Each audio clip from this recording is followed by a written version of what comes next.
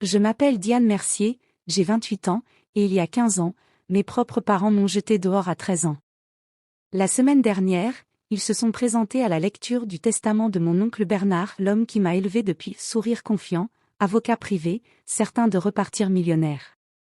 Mais quand la notaire a ouvert l'enveloppe scellée et atteint la clause 7, ma mère, celle qui avait un jour déclaré que je n'étais plus sa fille, s'est levée d'un bond, blanche comme un linge. Bienvenue sur cette chaîne où la justice familiale finit toujours par éclater au grand jour. Abonnez-vous, cette histoire mérite d'être suivie jusqu'au bout. J'ai grandi dans une maison modeste près de Lille. Mon père, Richard, garagiste, homme de peu de mots, tous d'accord avec ma mère. Ma mère, Sandrine, caissière, gérait la maison avec la précision de quelqu'un qui savait exactement qui méritait quoi. Ma sœur Tiffany, 2 ans mon aînée, avait les cheveux blonds de maman, son rire facile. Moi, je ressemblais à ma grand-mère paternelle décédée, cheveux bruns, discrète. Ma mère n'en disait jamais rien de négatif. Elle n'en disait juste jamais rien du tout. À 12 ans, j'ai découvert que Tiffany avait un livret d'épargne ouvert depuis ses 5 ans. J'ai demandé pourquoi je n'en avais pas, Tiffany en aura besoin pour ses études. Toi, tu te débrouilleras, tu es doué pour t'adapter. Cette phrase m'a appris ma place dans cette famille, l'enfant de trop, toléré, jamais vraiment désiré. Au printemps de mes 13 ans, j'ai été sélectionnée parmi 2000 candidats pour une académie d'été scientifique à l'université, bourse complète incluse. Le même mois, Tiffany a découvert un stage de théâtre en Provence, 800 €, sans bourse. Au dîner, ma mère a annoncé sa solution. « Diane, tu refuseras ce truc de science. On ne peut pas payer les deux. » J'ai dit non. Le silence est tombé sur toute la table. « Ce n'est pas ton argent à réorienter », ai-je dit, la voix tremblante. Je l'ai mérité. Ma mère m'a regardée comme une étrangère. « Si tu ne peux pas te sacrifier pour cette famille, alors tu n'en fais plus partie. » 3 jours plus tard, je suis rentrée de la bibliothèque pour trouver mes affaires dans 2 sacs poubelles sur le perron. J'ai appelé Bernard, a dit ma mère. Tu es son problème maintenant. Mon père n'a rien dit. À la fenêtre du premier étage, Tiffany m'observait, puis a reculé dans l'ombre.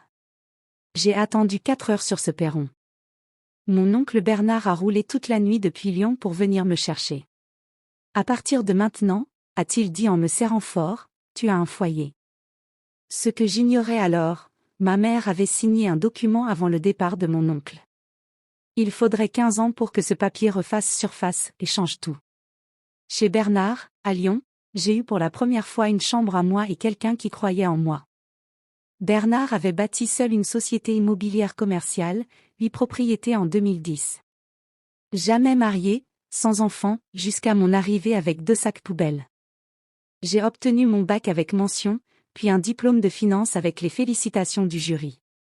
Bernard m'a offert des stages dans son entreprise. En 2021, j'étais directrice financière, gérant un portefeuille de 23 millions d'euros.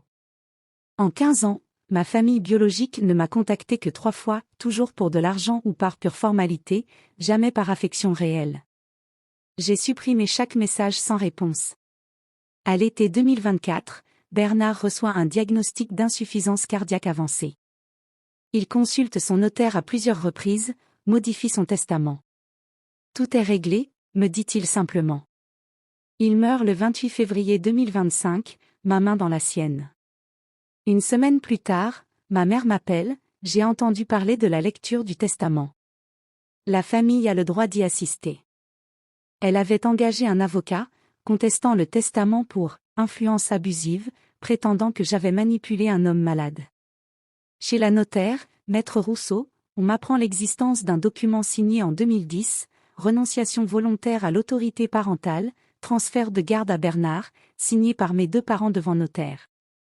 Légalement, explique Maître Rousseau, Richard n'a plus aucun statut pour réclamer un héritage à travers vous. Ils ont eux-mêmes rompu ce lien, par écrit, il y a 15 ans. Le jour de la lecture, le cabinet accueille 14 personnes, représentants d'associations caritatives que Bernard soutenait depuis 20 ans, employés de longue date.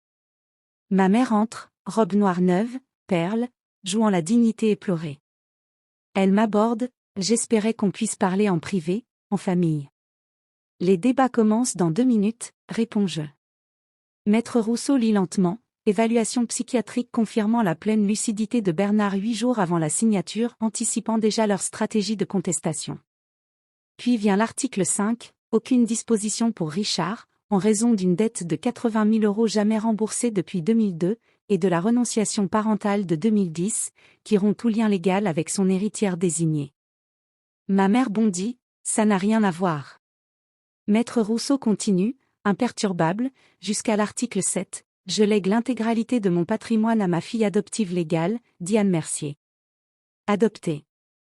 Bernard m'avait adopté officiellement en 2012, sans que je le sache jamais pleinement. Ma mère blêmit, ce n'est pas légal. Son avocat reste muet, la notaire révèle alors un email de 2022 dans lequel Bernard le congédiait déjà pour conflit d'intérêts, ayant favorisé les intérêts de Richard contre les siens. L'avocat quitte précipitamment la salle, sa carrière en ruine. Une lettre personnelle de Bernard est lue à voix haute, « Tu es venu à moi comme une enfant blessée, jetée par ceux qui auraient dû te protéger. Tu as transformé ta douleur en détermination. Je ne t'ai pas sauvée, Diane. Tu t'es sauvée toi-même.